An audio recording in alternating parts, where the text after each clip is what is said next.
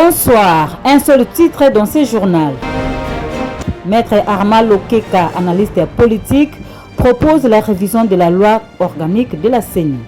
Info Plus, l'information CENI. Ils étaient nombreux, les agents et cadres de la radio-télévision nationale congolaise en furie qui ont durci les tons devant les bâtiments abritant ces médias officiels pour protester contre ce qu'ils qualifient de mauvais traitements dont ils sont victimes.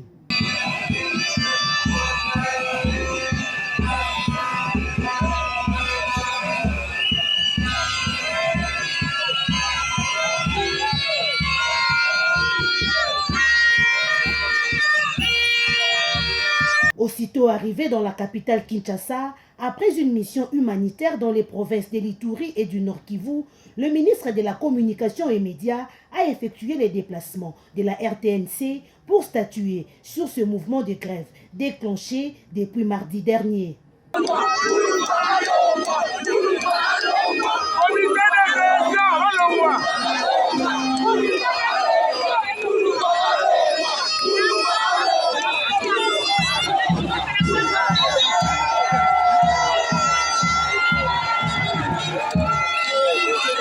Après plus de 2 heures d'échange avec la direction générale de la radio-télévision nationale congolaise, Patrick Mouyaya rassure que le barème a déjà été signé depuis juillet de l'année en cours et va entrer en vigueur en 2022.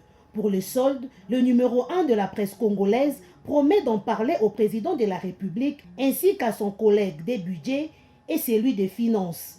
Les dialogues entre l'intersyndicale et la tutelle se poursuivent ce jeudi avant d'être élargi aux agents. Affaire à suivre.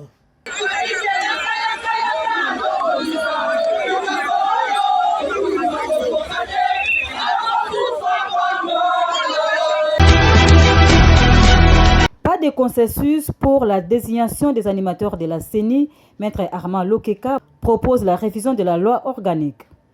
Pour lui, cette révision peut se faire sans pour autant favoriser les glissements. Le problème que relève le fondamental de la loi organique ne sécurise pas l'organisation des élections. Pour autant que, en statuant sur les animateurs de la CENI, nous sommes contre la procédure de la désignation de ces animateurs reposant sur la délégation.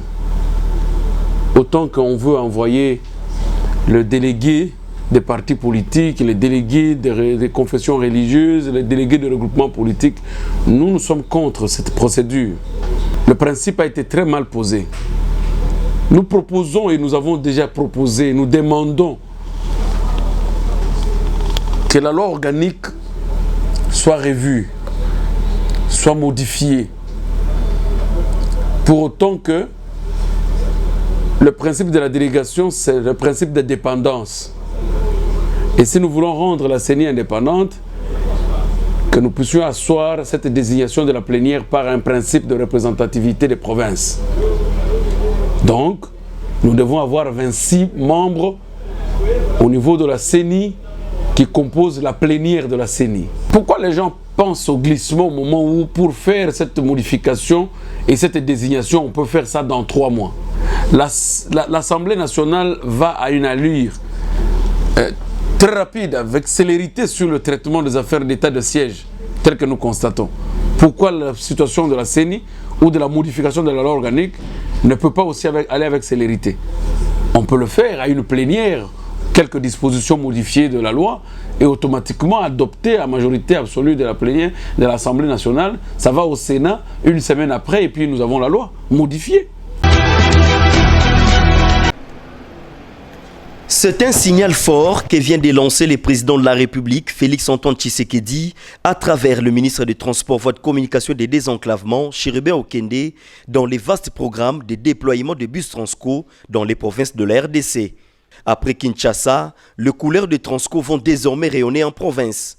Pour cette première étape, les 6 territoires que compte la province du Haut-Ouélé seront desservis avec plusieurs lignes, notamment Isiro-Ouacha, Isiro-Bunia, mais aussi Isiro-Kampala. 10 bus pimpants neufs ont été quantassés, embarqués au port de la SCTP Beach Ngobila à Kinshasa, à destination de la ville d'Issiro, sous l'œil vigilant de Chiribé Okende, qui avait à ses côtés les dirigeants de Transco, de la SCTP, mais aussi du représentant du gouverneur de la province bénéficiaire. Pour Chiribé Okende, cet acte vient marquer l'engagement de la RDC dans la consolidation de la cohésion nationale.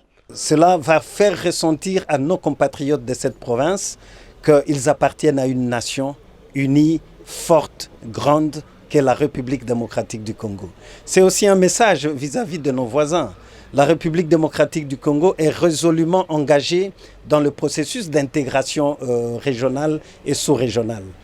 Nous ne sommes pas opposés à ce que les compagnies, les sociétés de transport des pays voisins viennent chez nous, mais le message est aussi fort parce que Transco va aussi arriver assurer le transport transfrontalier pour consolider l'image de la République démocratique du Congo.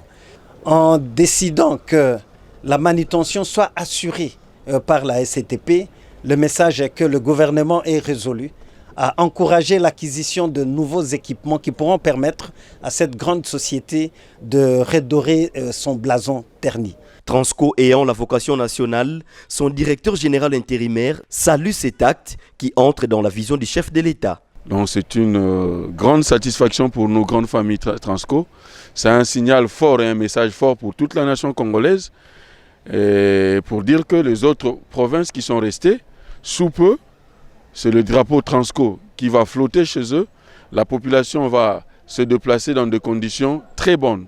Otuélé étant la première étape, les autres provinces de l'RDC sont donc appelées à être prêtes à accueillir le bus Transco. Jeudi 2 septembre, la République démocratique du Congo va jouer son premier match des éliminatoires au Mondial Qatar 2022 à domicile contre la Tanzanie. Le match va se jouer au stade tout-puissant Mazembe Ngbeber de Lubumbashi au lieu du stade des Martyrs comme initialement annoncé.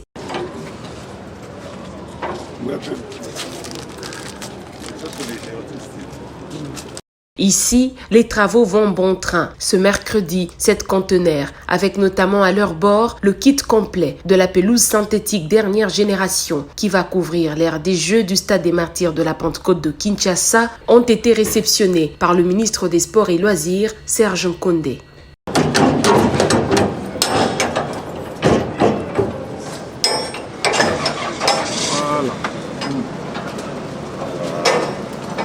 C'est donc pour très bientôt, ce gazon sera posé et permettra au Stade des Martyrs de répondre aux standards exigés par la Fédération internationale de football association et par la Confédération africaine de football. Les chaises sont encore là-bas.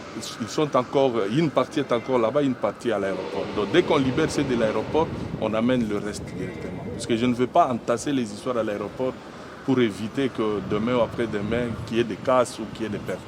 En dehors de l'ère des Jeux, les vestiaires seront mis au standing international avec des équipements de haute facture qui sont déjà dans la capitale. Le ministre des Sports et Loisirs réitère de ce fait la ferme volonté du gouvernement de la République de faire du Stade des Martyrs de la Pentecôte de Kinshasa l'un des plus beaux bijoux du continent, selon la vision du président de la République, afin de permettre aux léopards de la RDC de livrer leur prochain match à domicile dans une enceinte sportive digne du Grand Congo.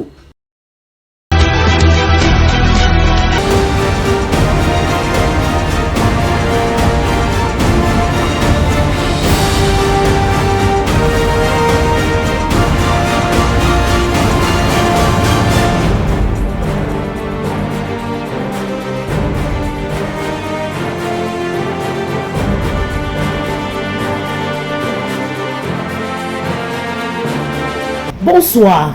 Les élus sollicitent la réqualification de l'état des sièges, rapporte l'avenir en sa manchette.